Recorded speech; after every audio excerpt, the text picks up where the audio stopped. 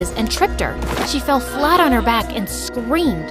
Everyone rushed her inside quickly because Clarissa was heavily pregnant. An hour later, she gave birth to an adorable little girl. And that was me. Hi, I'm Agatha Christie, and this is my extraordinary story. Growing up, Mom and Dad spoiled me rotten because I was the youngest. But they were so overprotective, they wouldn't even let me go play in the park. You'll get lost, sweetums. But I want to see the ducks by the pond. Nasty ducks can bite your tiny fingers. Best to stay by our side. But there were no schools or kids my age in the neighborhood, and my parents wouldn't teach me how to read. You'll hurt your eyes, love. We'll teach you when you're a little older. Like when I'm 5? How about 8? I hated waiting. So I began teaching myself. I started reading when I was 4, and by the time I was 8, I had finished Alice in Wonderland. And I loved telling stories just as much. I didn't have any real friends, but my imaginary ones heard many of the tales I made up. I even had a poem published in the local newspaper when I was just 11.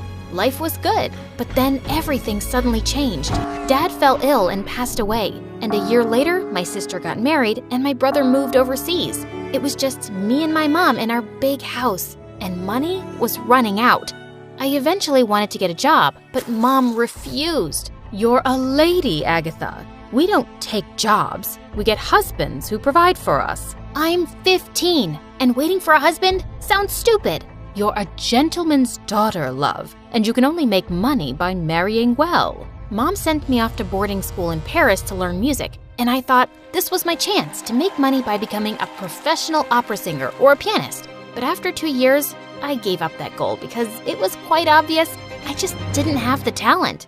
I went back to find Mom looking weak, and it broke my heart that her life wasn't as good as before. One day we were out for a walk when we passed an antique shop, and Mom stopped to admire a beautiful pearl brooch. Should we ask the price, Mom? Sweetheart, I already know we can't afford it. Come, let's go. We'll be able to one day, I promise. I'm gonna get you that brooch. Soon after I turned 18, I came down with influenza, and the doctor strictly told me to stay in bed. Feeling bored and restless, I started writing again. Agatha, these stories are brilliant. You should get these published. I thought you didn't approve of working women. I didn't know you could write this well. You have a real talent. But every story got rejected, and I felt so frustrated. And Mom was still obsessed with getting me married. I agreed to go to a dance just to make her happy. I thought I looked cute. Till I got there, every girl was dressed like royalty. Just then, a snobbish-looking girl walked up to me. You, servant girl, why have you arrived so late? Go to the kitchen now and get more drinks for my friends. Excuse me? Get them yourself. How dare you speak to me like that? I'm Celeste Clearwater. Is that supposed to mean something to me? I'm Agatha Miller, and it was not a pleasure to meet you. Before she could reply, all the girls around us gasped and rushed towards the entrance, and Celeste followed. They were all drooling over a man in uniform who'd just arrived, and well, I couldn't blame them. Oh my goodness, Archie is handsomer than ever. Isn't he dashing? I heard he flies planes with his eyes closed. Then he's not very good at it. Everyone turned to stare at me, including Archie. I was burning red with embarrassment, but he actually smiled. He walked past Celeste and came straight towards me. You're absolutely right. Now, let me guess your profession. Writer? I'm trying to be one. How did you know? You have ink stains on your fingers. No need to be embarrassed. You're the first interesting person I've met at this dull party. So, tell me all about your writing. Over the next few weeks, Archie swept me off my feet. He was funny and charming, and he supported my passion. And 3 months later, we were engaged. But soon after, World War I broke out all over Europe, and Archie was called to the front. I was a nervous wreck worrying about him, and I decided I had to keep myself busy. So I joined the Red Cross. Caring for injured soldiers made me feel useful, and even helped inspire ideas for writing. One Belgian officer in particular caught my attention. He had a head shaped like an egg and a magnificent walrus mustache. I could just picture him being the perfect detective in my stories, solving the hardest crimes. One day, I was carrying a pile of supplies when I accidentally spilled some water. A nurse came in at that moment, and before I could warn her, she slipped and fell hard on her butt. It was Celeste. You did that on purpose. It was obviously an accident. And what are you doing here anyway? Won't working with the poor ruin your nails? And let you grab all the cute single officers? I don't think so. I'm engaged. Yes, I read about it in the papers. Trust me, it's not gonna last. Archie will come to his senses soon. Celeste, I believe you're suffering from jealousy, and I have just the cure for it. 20 cc's of penicillin in your butt. But Celeste was determined to make my life miserable. She spent all her time trying to get me fired instead of doing her actual job. She even started a nasty rumor about me. Agatha has a dirty past. She went to France when she was 15 because she got pregnant by some chimney sweep. So shameful. That's a dirty lie. I went to boarding school. And who will people believe? Me or a poor girl like you? Does Archie know about your past? I don't think he'll care anyway. I bet he's already found some beautiful European heiress. And he won't be coming back to you. You know what? Let's write to him and find out. I'll write to him right now. Dear Archie. No, that's too dry. My shining North Star. Though I indubitably trust you, a girl who claims to care for me deeply has warned me of your feckless heart. Although the girl in question is of limited intelligence, they do say mad, crazy lunatics can say some wise, deep things. What do you think, Celeste? Too flowery? But Celeste looked crazy with jealousy. She charged at me, but the head nurse came in just then and caught her red-handed. Celeste was fired for her outburst and all the mistakes she'd made at work. But her words made me worry even more. I hadn't heard from Archie in weeks, and checking the casualty lists was driving me insane. One foggy night, I was walking back home from work when I suddenly felt like I was being followed. Just as I was about to make a run for it, the figure caught me by my wrist, and I turned around and gasped, "Archie, oh my God, it's really you? Why didn't you reply to my letters or tell me you were coming?" We don't always get our letters, love. And this was meant to be a surprise. Aren't you happy to see me? Of course I am. I was so worried something had happened to you, or maybe you'd found someone else. What a silly idea. There's no one like you, Agatha. And I won't go back before I marry you and make you mine. And he kissed me deeply, and I felt like I was flying.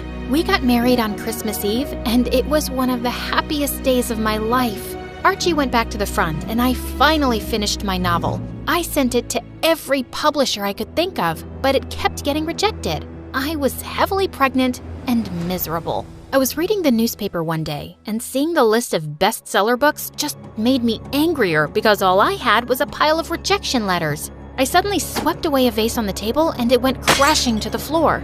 A few minutes later, I bent down to pick up the mess, when suddenly I felt a sharp pain through my body.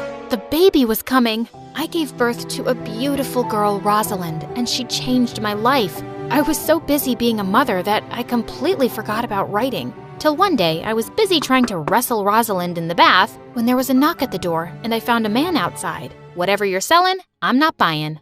I'm not selling anything, Mrs. Christie. I'm John Lane from Bodley Head. I wanted to buy the rights to your book to publish it. I couldn't believe it. Life completely changed after my first book was published. It was a hit, and money started pouring in. We were able to move to a better house, and on my next visit back home, I bought that antique pearl brooch Mom had once admired in the shop window. I kept writing novels like crazy, and my books were getting rave reviews. Everywhere I went, people wanted me to sign their copies. "Excuse me, please tell us about your next book, Mrs. Christie." I don't want to give any spoilers, but you'll be on the edge of your seat. But slowly, my personal life was turning into a mess. Agatha, you got ink stains all over my handkerchiefs. It was an accident. I'll have them washed.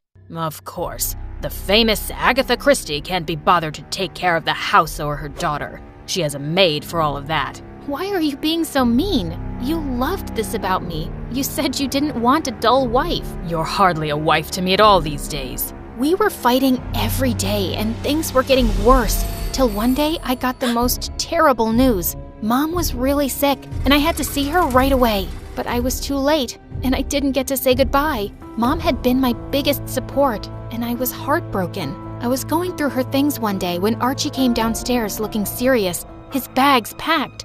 I want a divorce. I'm in love with someone else, and I want to marry her. What? You're a heartless man, Archie. My mom just passed away and you want to humiliate me? Just because I'm more famous than you?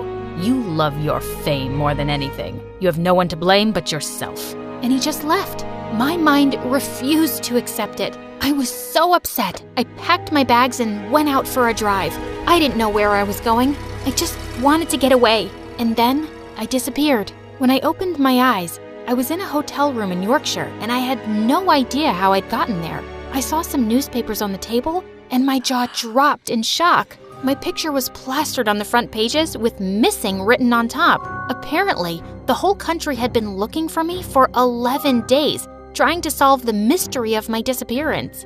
But I had no memory of what had happened in all that time. What is the last thing you remember, Mrs. Christie? I remember being in my car and driving at night, and I was very upset. That's it. The doctor said I had a nervous breakdown that had washed my memory for those days. I was pale and weak, and many people thought I was faking my amnesia. I heard she did it to frame her poor husband for kidnapping. He left her, and who can blame him? I bet she was relaxing in some spa while the country spent so much money looking for her. Despicable. I was heartbroken, and my confidence was destroyed. I agreed to the divorce and decided to get away from everything. I hated leaving Rosalind behind with my sister, but I was too weak to take her along. I'm going to find the biggest candy in the world and bring it back for you. Get well soon, Mommy. I love you. I booked a ticket on the Orient Express and went in search of inspiration. I was in a hotel in Iraq waiting for the manager when someone dropped his bags on my toes. Ouch!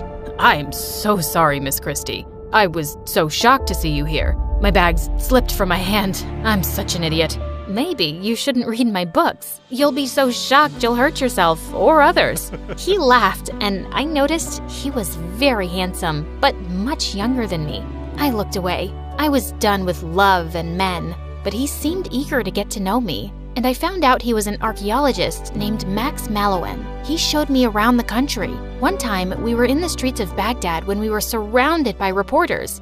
Miss Christie, are you going to write a murder mystery in Iraq? I'm on holiday, good folks, but I would love to write about your country someday. And who is your companion? I'm not important. You should ask Miss Christie when her new book will be out. I hear her typewriter clicking away at night. I was pleasantly surprised by how humble he was. Archie hated being less important than me, but Max shone more light on me. And slowly, I felt myself falling for him. But when we came back to the hotel, bad news was waiting for me. It's Rosalind, my daughter. She's seriously ill with pneumonia. I must leave right away. I felt my knees go weak, but Max quickly caught me. I'll come with you. I just couldn't lose Rosalind like my mother. I prayed we would make it back in time. But when we finally got to England, I was thrilled that Rosalind was out of danger. I spent the next few days entirely with Rosalind, but Max was always around to help with anything we needed. And one morning, I had a surprise waiting for me. I never thought I'd find someone who fits me like a missing puzzle piece. Agatha, I want to marry you. But you're 13 years younger than me, Max, and I don't care about that. The more I know, the more I admire you. Say yes, and make me the happiest man alive. I was speechless, but I knew I loved him too. So I said yes, and 6 months later, we were married, and I never regretted it. My life became a happy whirlwind of writing mysteries, archaeological digs, and spending time with my daughter. My works were translated into 100 languages and are still widely read today. My stories were so popular, the Queen called me to present me with damehood for my contribution and services to literature. I'm Agatha Christie, and